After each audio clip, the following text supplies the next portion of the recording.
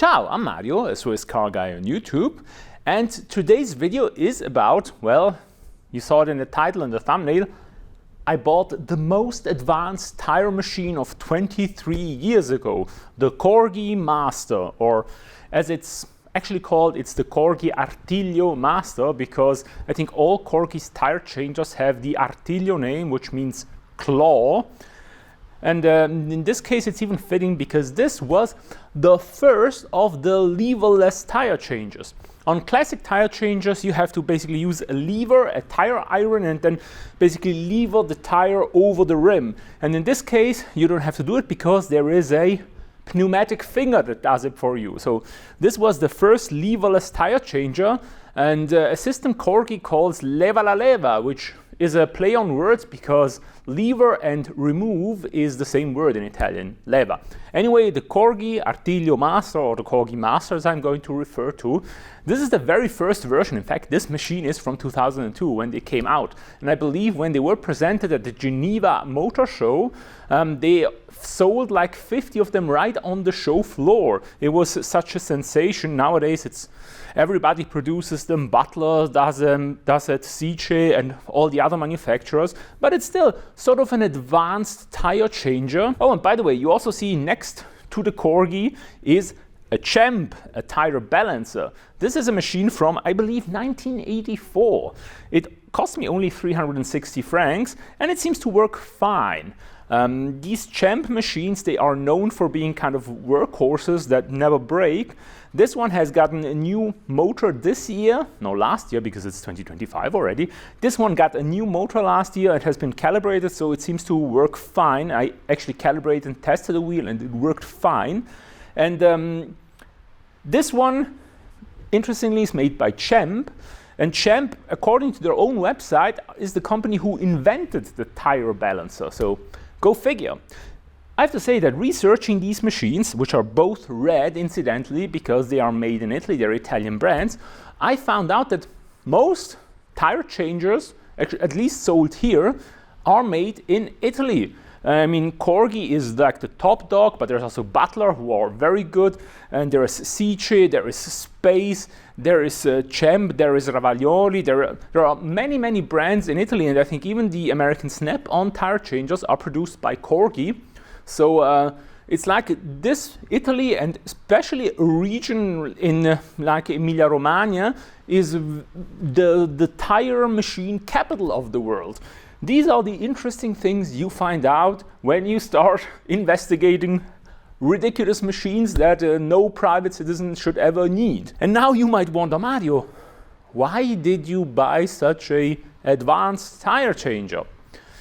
Well, you see, I am a private citizen. I'm not a tire shop. I don't own a garage.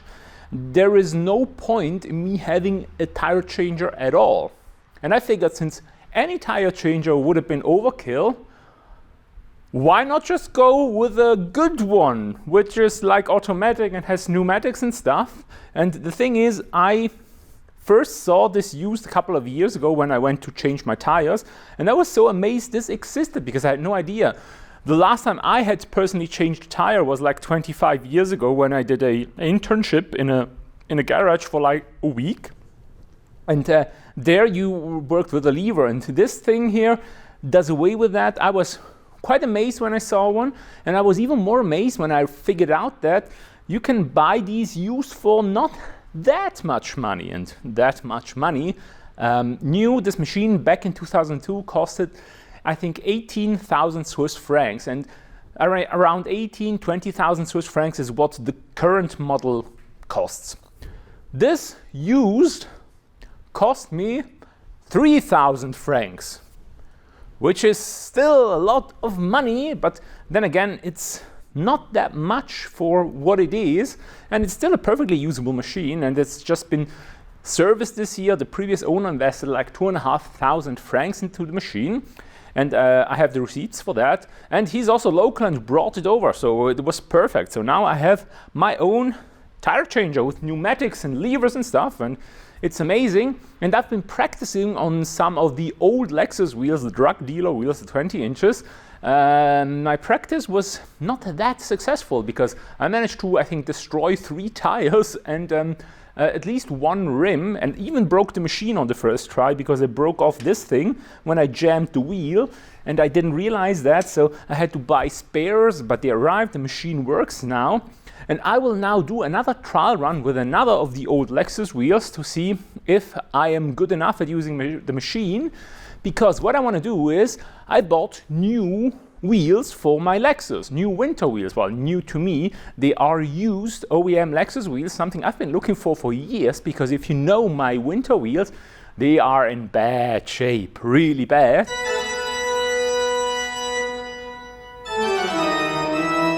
And I finally found a decent set of used Lexus wheels, and since I have fairly new tires on my winter wheels, I bought them at the beginning of 2024, I'm going to swap them over, but first I need to practice a bit, so let's see how that goes. Let's turn the machine on. Let's set. Let's get the sled down. There's the tire sled.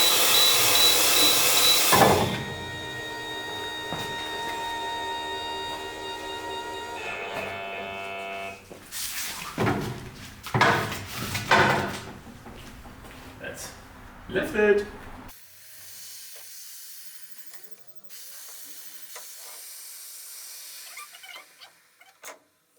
Then we use this thing to center the wheel, like this. Yeah, it looks pretty centered.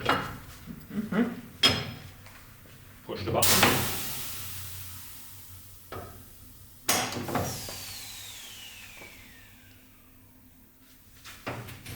Good, this is seated. Let's set it to 20 inch, which it is. 20 inch. And then let's open up the valve.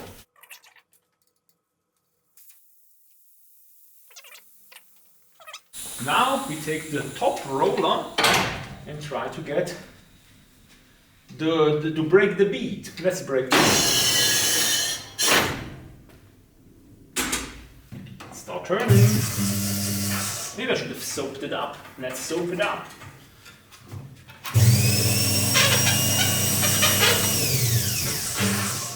I use large amount of soap because I think it helps. Especially on these low profile tires that are really, really hard. I also put some on the downside. Okay, I slathered it in soap, now I can start pushing it down.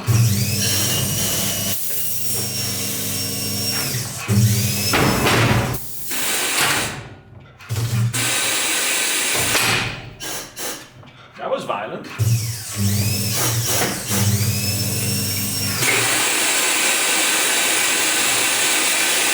But the bead is broken. Let's do the same thing underneath with the lower arm. Good.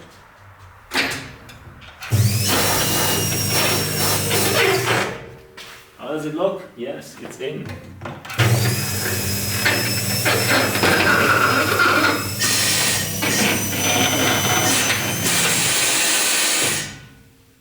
Broken top and bottom? Yes. Good. And now I need to get the tire over the rim, which is kind of difficult. I'm using this arm because I want to push it down first. Give a big press.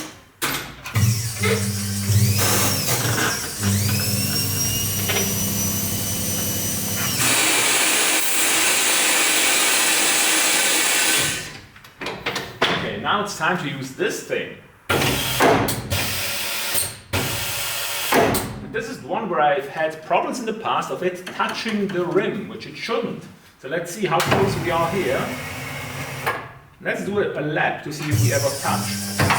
Yeah, because this wheel is not around. Here I have like 5 millimeters of gap. And on this side, I have no gap. Here it touches. So what we will do in this case, I will set a slightly larger distance. Instead of 20 inch, I'll do 20.2. That should be enough. Let's see. Maybe not. That's a 20.3. Here I have a large distance, and here I have not a large distance.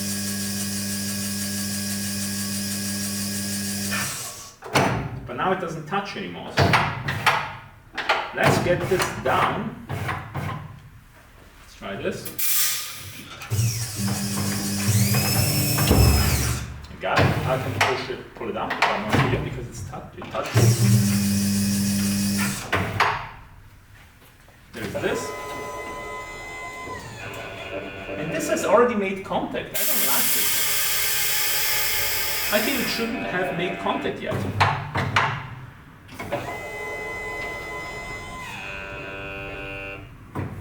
Let's see if we can get it off.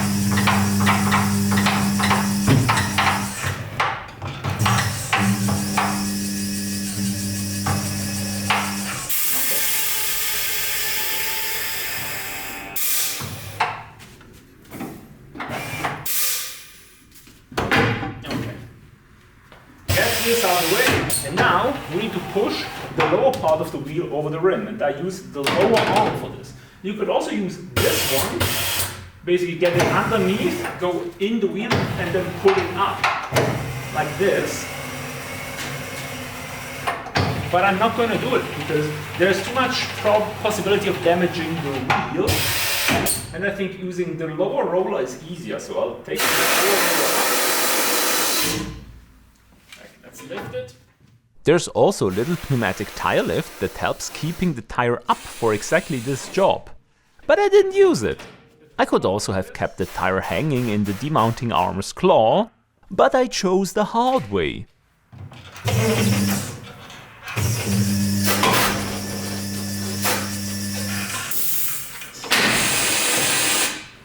And I got the rim off without destroying it as far as I can see. Now let's do the hard part and put it back on. Because if this went so well, I might do my winter tires next. So let's put this back on. This is still slathered in soap, which is good. I will still add some more because why not? It's cheap and it helps. Okay, now putting it back on I think is more complicated. It starts like this, and now I can force it on, or I could possibly use this thing and drag it over, but I think it's better if I do it by force, like this. That was easy. And now comes the part I don't like so much. Using this one, you can turn it around and then use this thing to get like this.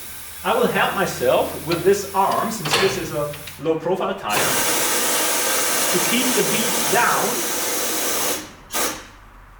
And then I will also use the additional arm as well. Keep the bead down. Like this. Let's see how we do. I was having clearance problems, where on one side the rim would be too close to the claw and make contact, while the other side had room to spare. I kept dialing in more distance and ultimately even recentered the wheel on the machine itself, since it wasn't perfectly centered. I thought this machine was supposed to keep the wheel pretty much perfectly centered, but maybe my machine, after over 20 years of service, isn't doing that well anymore. Yes!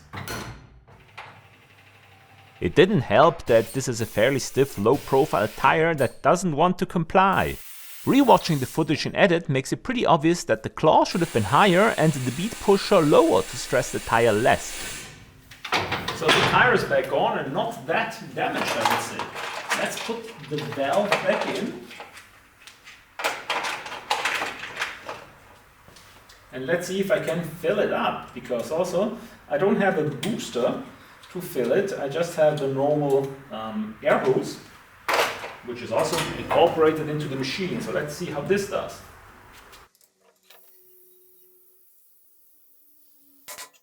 Did it? Awesome. need it. Let's do 2.5 bar. Good enough. So let's remove it again. One reason the machine was making contact on one side of the wheel could be that these aftermarket 20-inch wheels are quite a bit out of round. Look at the footage from the balancing machine. On the left is one of these aftermarket wheels, on the right one of the OEM Lexus wheels. The difference in wobble is remarkable. Okay, since the practice was successful, I think we can now go over to the actual wheels, where I have to be very careful not to damage the tires. The wheels, yeah, it would be nice if I don't damage them, but if I damage the tires, then I am screwed, because it's winter and this is my only set of winter tires, so I have to be very careful. Let's see how that turns out.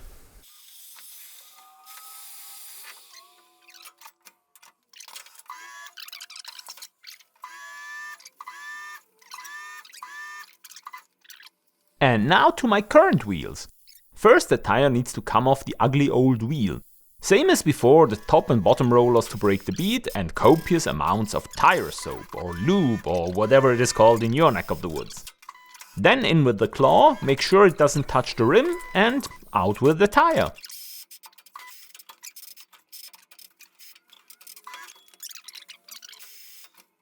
When I put the new wheel on, I will put a little protector on this thing. I don't want to damage that wheel, so rubber protector. Well, it's plastic, right? Let's see if it goes on. Good. This can go off. Actually, I can just lift it. It's not that heavy now. And it's faster. Nice new wheels.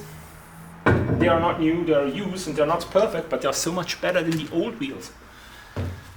Okay, let's center them nicely.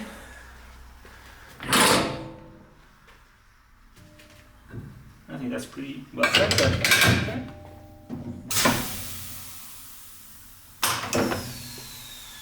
I didn't soap the rim.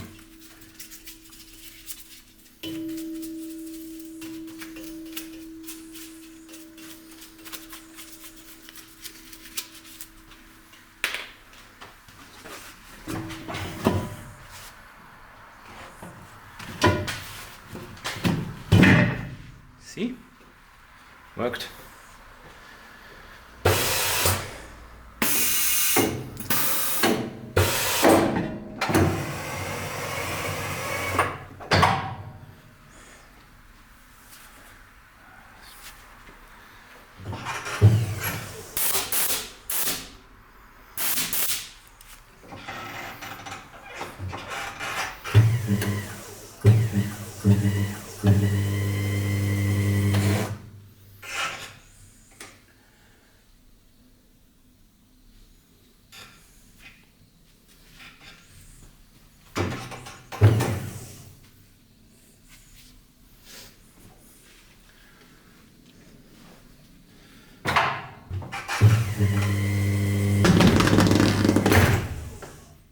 This went easy.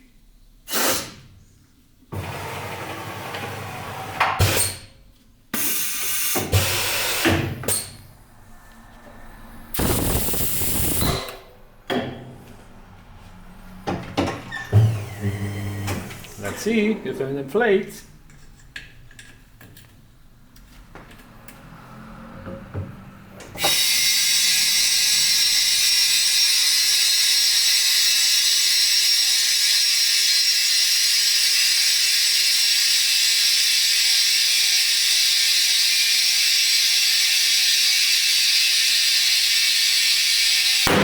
One, two. It popped. 2.5, spot on. Let's put the cappy on. That is if I had one. I have cappies.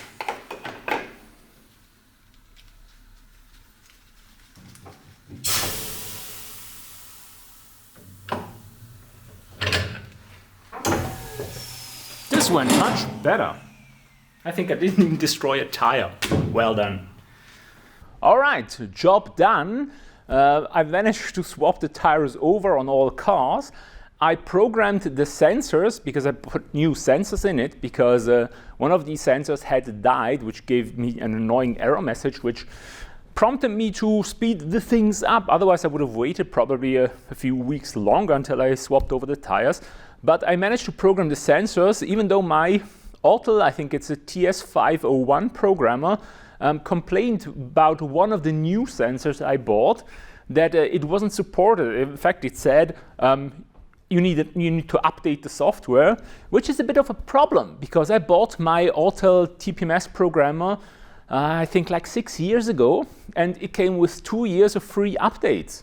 But then I still hooked it up to the software and I got the newest updates, and then I was able to program the sensor. So thanks Autel, I guess. And also I think it sucks that you have to pay for updates. In this case, I just got them for free, hopefully forever, which I hope. But the tires are on the car, the tires are on the wheels are on the car. Everything worked out. The wheels are still dirty, the car is still dirty. I haven't cleaned it. It's kind of cold outside. I don't want to wash the car. But so far, I am very happy. I finally did it. After years and years and years, I found the set of tires I wanted. I bought the tire machine that, I know, it works sort of all right, but the centering, it's a bit of a problem that it seems to lose centering. It seems to make contact, so you constantly have to adjust it. And I also made the experience to put the tire back on. What helps is, of course, a lot of soap. And then, as a famous philosopher of our time would say, power. You basically have to power through. Once you made sure that the machine doesn't contact the rim, but that you have enough clearance, you just power through, because the tire will stretch for a short time and then will go into place. But if you do it slowly, you stretch it long and then it starts to tear, it starts to break. So you power through and then it goes in. So go figure. This, I guess, is experience. This is why I am not a tire shop, and also why regular people don't have machines like this, because it takes a bit of experience. And the tires outside, the old tires from those ugly wheels, they can tell a story, because some of them have actual holes in it where I used the wrong lever and I managed to just poke a hole into the tire. But that's why I had the training tires, and now the good tires, they work, everything works, I'm so happy. The only thing that annoys me is that some of the old sensors still work, and they send a signal to the car that there is 0 bars of pressure, and then I get the error message again. So I've tried hiding them upstairs, but it still reaches, so I must probably destroy the old sensors, because I cloned the signals so they have the same ID. I must destroy them so the car doesn't give me error messages whenever I come near the house. But all in all, I'm very happy. What do you think about my skills? What do you think about the machine, the Corghi Master, and also this old CEMB here? Comment down below. Send this video to anybody who's crazy enough to consider buying a machine like this. And also like this video if you liked it. And this is the end of the video. Thank you very much for watching. Have a nice day. Bye.